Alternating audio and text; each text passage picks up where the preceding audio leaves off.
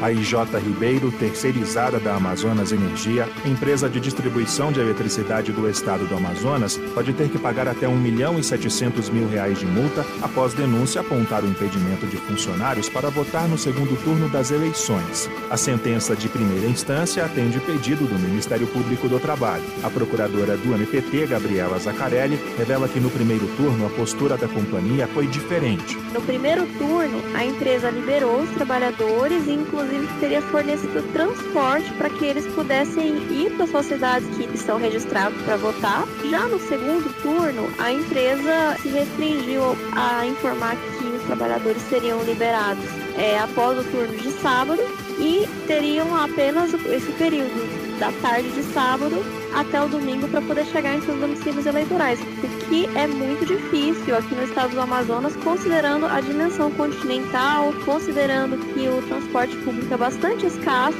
e a distância dos lugares é muito grande. Após a denúncia, 7 procuradores do trabalho que estavam de plantão uniram esforços para reverter o caso. Uma liminar obrigando a empresa a liberar os funcionários foi concedida, mas não foi cumprida. Com isso, dos 204 trabalhadores, 140 não votaram, segundo dados da Justiça Eleitoral revelados pela procuradora do MPT, Gabriela Zaccarelli. 68% praticamente dos trabalhadores dessa empresa não votaram. O percentual ele é bastante superior ao percentual de abstenções do estado do Amazonas, que gira em torno de 20%.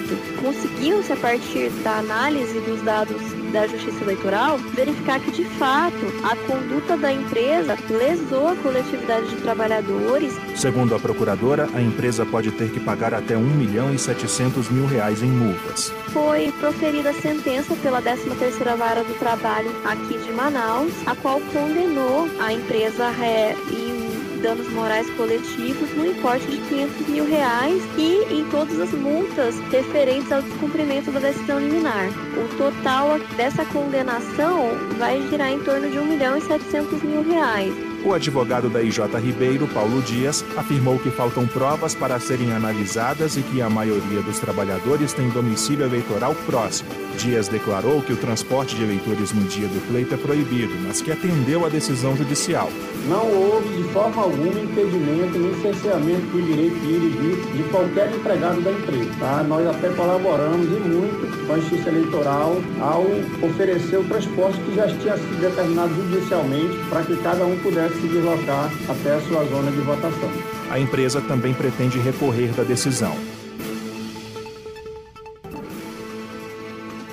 A Comissão Justiça e Paz da Arquidiocese de São Paulo lançou uma campanha nacional para que o ex-presidente Jair Bolsonaro repasse os R$17 milhões que recebeu de uma vaquinha para os órfãos da Covid-19. Segundo a estimativa da entidade, mais de 130 mil crianças e adolescentes de todo o país perderam os pais durante a pandemia. Apoiadores do ex-presidente deram o dinheiro para que Bolsonaro pague multas que recebeu por não utilizar máscaras em eventos públicos em São Paulo no período pandêmico, pouco mais de R$936 mil. Presidente da Comissão Justiça e Paz Paulista, Antônio Funari Filho, explica que o que mais motivou a entidade foi o deboche do ex-presidente. Praticamente desqualificando, dizendo que pode multar ele à vontade, que o povo dá dinheiro para ele para pagar as multas, e ainda sobra para ele comer pastel e tomar garapa. Ao mesmo tempo que a gente está numa campanha para poder socorrer as vítimas da Covid, e em especial os órfãos, que ficaram órfãos em decorrência do fato desse governo não ter tido uma postura séria e ágil com relação ao combate à Covid-19. Funari esclarece que o movimento tem a função de alertar o Estado para os órfãos da pandemia e também conscientizar as pessoas para os propósitos de doações. Naturalmente, a gente não tem a mínima esperança que o Bolsonaro se sensibilize com essa campanha, mas é muito mais para fazer uma denúncia. E mais do que isso, chamar a atenção para a necessidade de ter uma resposta do Estado a essa situação. A campanha para que Jair Bolsonaro doe recursos aos órfãos da pandemia será realizada em redes sociais e já conta com apoio de movimentos sociais. Na próxima sexta-feira, o manifesto online será disponibilizado para angariar assinaturas e mais apoio à mobilização. Agência Rádio Web, produção e reportagem, Alain Barbosa. Debates sobre desarmamento nuclear acontecem nas Nações Unidas em meio aos 78 anos após os bombardeios atômicos de Hiroshima e Nagasaki, no Japão. A sede da ONU, em Viena, acolhe as negociações do Tratado de Não Proliferação de Armas Nucleares até 11 de agosto. A alta representante da ONU para assuntos de desarmamento, Izumi Nakamitsu, reforçou o alerta de que, desde o auge da Guerra Fria, não há risco tão alto de uma arma nuclear ser usada. A ONU aponta um momento de subida das tensões globais, com um nível recorde de gastos militares mundiais, que supostamente atingiram mais de 2 trilhões em 2022. Segundo a alta representante, a situação destaca as armas nucleares através de programas de modernização, alegações de estoques crescentes e ameaças. Ela acrescenta que nos últimos 12 meses, o fato das armas nucleares serem usadas abertamente como ferramentas de coerção deve preocupar a todos. O Tratado de Não Proliferação Nuclear, de 1968, é um dos únicos acordos internacionais assinados por estados nucleares e não nucleares, com o objetivo de impedir a disseminação do tipo de armamento e promover o desarmamento nuclear. Da ONU News, em parceria com a agência Rádio Web, Mayra Lopes. O Instituto Nacional de Meteorologia, o INMET, divulgou nesta terça-feira um alerta para 17 estados por causa da baixa umidade, que pode variar entre 15% e 30%.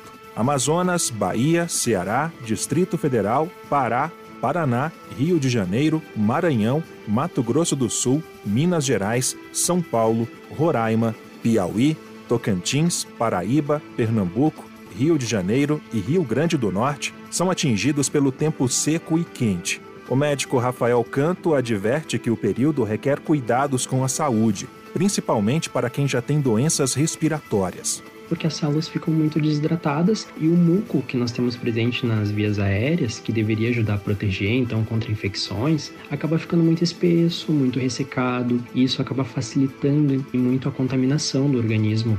Além dos problemas respiratórios, pode acontecer um aumento dos casos de conjuntivite. Na prática, se observa então uma maior prevalência de sintomas de rinite alérgica, que seriam espirros, coriza, obstrução nasal, bem como sintomas de sinusite. A gente observa também que os indivíduos asmáticos podem ter mais sintomas, ou mesmo mais crises. E por fim, as conjuntivites alérgicas acabam ocorrendo de uma maneira mais frequente, justamente pelo globo ocular ficar mais ressecado nesse período. O médico Rafael Canto aponta que medidas simples contribuem para a saúde e o bem-estar durante o tempo seco. E o principal, com certeza, seria a hidratação adequada, considerando que a desidratação ela causa boa parte dos sintomas aí do indivíduo. O ideal é que se beba ao menos 2 litros de água por dia, mesmo que o indivíduo não sinta sede. E optando sempre por uma alimentação também rica em frutas, verduras, que tenha maior consumo de água também nesses alimentos. E para aqueles indivíduos que têm sintomas de rinite com maior frequência, o ideal também seria fazer uma lavagem nasal com soro fisiológico, pelo menos 3 vezes por dia, para ter uma melhora dos sintomas, né? E aliado a isso, está sempre num